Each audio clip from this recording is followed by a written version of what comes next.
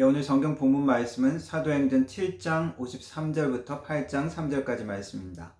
읽겠습니다.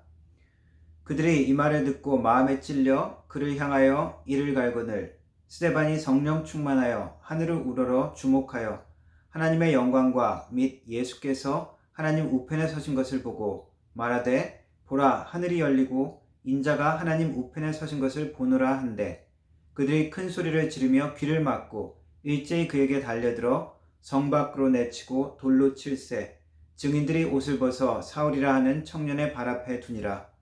그들이 돌로 스데반을 치니 스데반이 부르짖어 이르되 주 예수여 내 영혼을 받으시옵소서 하고 무릎을 꿇고 크게 불러 이르되 주여 이 죄를 그들에게 돌리지 마옵소서 이 말을 하고 자니라.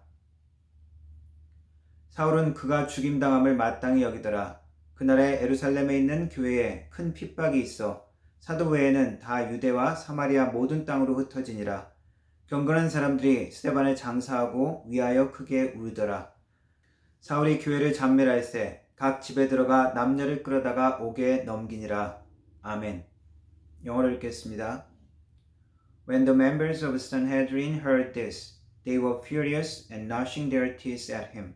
But Stephen, full of the Holy Spirit, looked up to heaven and saw the glory of God, and Jesus standing at the right hand of God.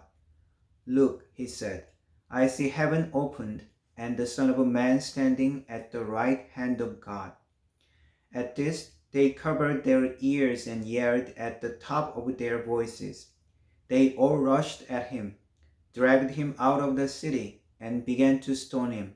Meanwhile, the witnesses laid their coats at the feet of a young man named Saul. While they were stoning him, Stephen prayed, Lord Jesus, receive my spirit. Then he fell on his knees and cried out, Lord, do not hold this sin against them. When he had said this, he fell asleep. And Saul approved of their killing him.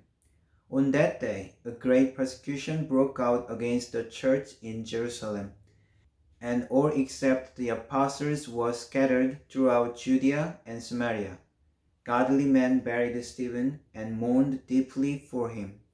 But Saul began to destroy the church. Going from house to house, he dragged off both men and women and put them in prison. 아멘.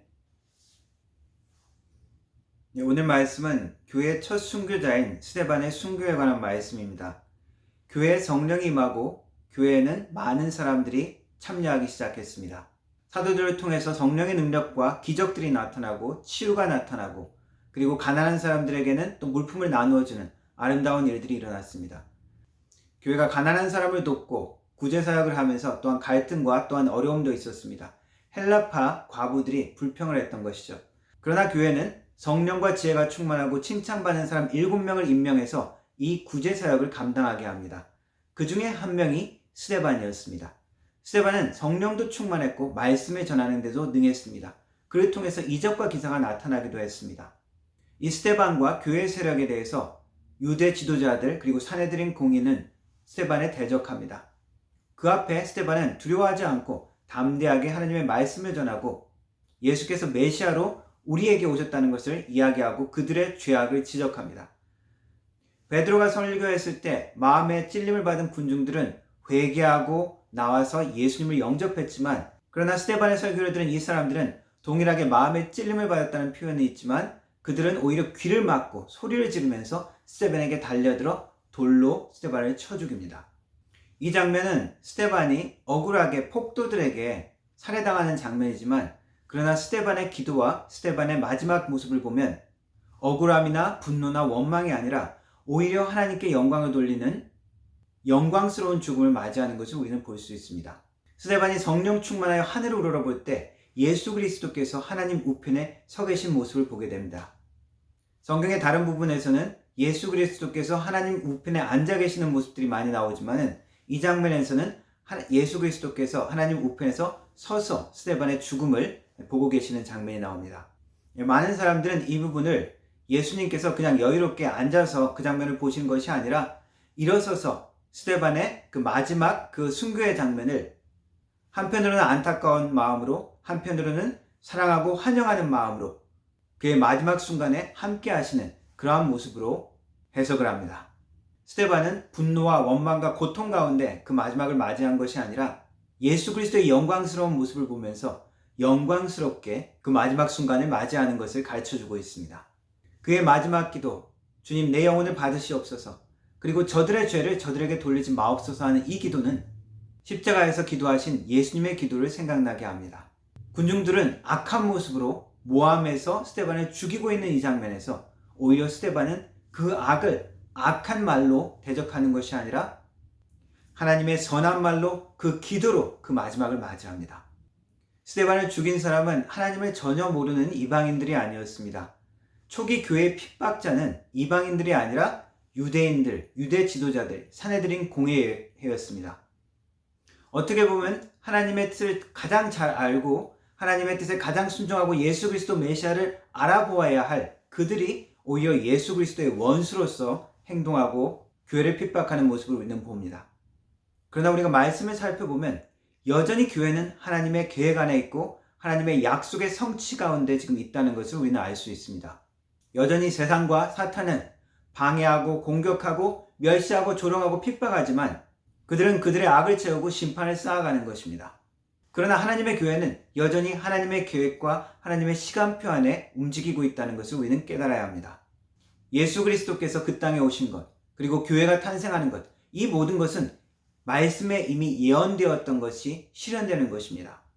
그리고 예수 그리스도께서 떠나시고 성령께서 오셔서 교회가 탄생하는 것, 이것도 이미 말씀 가운데 예언하신 것들의 성취인 것입니다. 하나님의 시간표 안에서 교회가 탄생하고 유대인들을 넘어서 이방인들에게까지 복음이 전달되는 것, 이미 구약에 약속하셨고 예수님께서 하신 말씀이 지금 이루어지는 것입니다.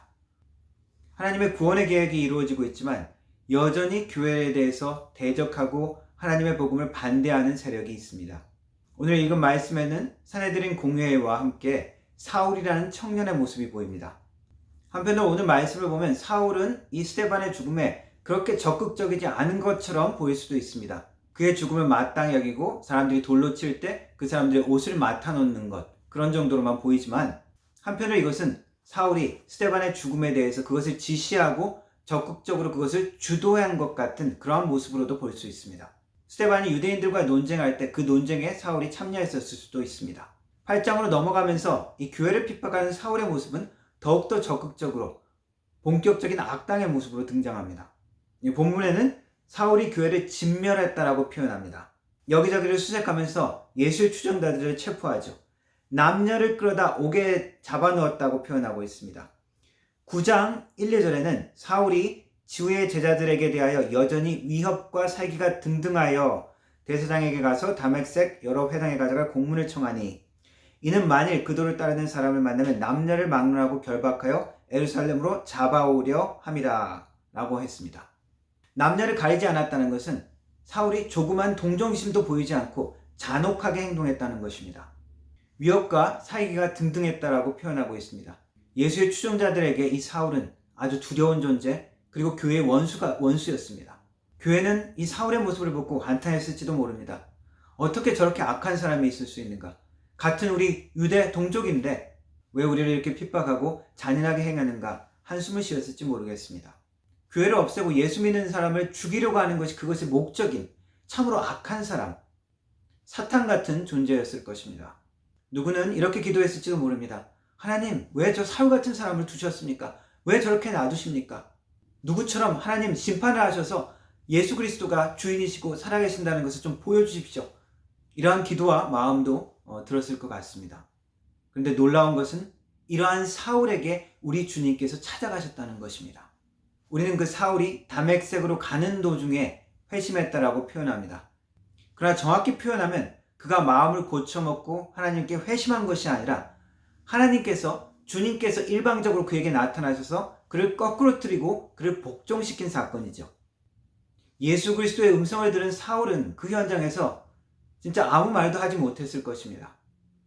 자신이 얼마나 악한 행동을 하고 있고 메시아로 오신 그분을 대적하고 그분을 핍박하는 얼마나 큰 죄악 가운데 있는지, 그 죄악을 깨달으면서 하나님의 놀라운 은혜에 감격하고 감동하여 무릎 꿇는 사건이 일어난 것이죠. 결국 사울은 바울로서, 주님의 사도로서 내가 모든 죄인보다 더 악한 죄인들의 괴수다 라고까지 고백을 하게 되어집니다. 회심의 준비조차 하지 않는 그에게 나타나서 주님께서 그를 복종하게 하신 것입니다. 하나님의 은혜와 사랑을 정말로 만난 자들은 자신을 하나님 앞에 드릴 수밖에 없습니다. 하나님의 이름을 이용해서, 예수님의 이름을 이용해서 내가 잘 살겠다가 아니라 하나님, 내 삶을 주님 앞에 드립니다 라고 고백할 수밖에 없다는 것이죠. 어메이징 그레이스라는 유명한 찬양이 있죠. 나 같은 죄인 살리신 주 은혜 놀라와. 이 곡의 작곡가는 존 뉴턴으로 알려져 있습니다. 그는 노예 상인이었다가 노예 상선을 운행하는 그러한 일들을 하다가 회심하고 돌아와 그의 삶을 하나님께 드리는 사역자로 산 인물의 찬송시입니다. 우리가 사도 바울의 모습을 보면 그 고생을 하면서 주님의 복음을 전하는 그 모습이 억지로 하기 싫어서 하는 것이 아니라 주님의 사랑에 감동하여 그 은혜와 사랑이 얼마나 큰지를 깨달은 가운데 자원함으로 그렇게 하는 모습들을 볼 수 있습니다.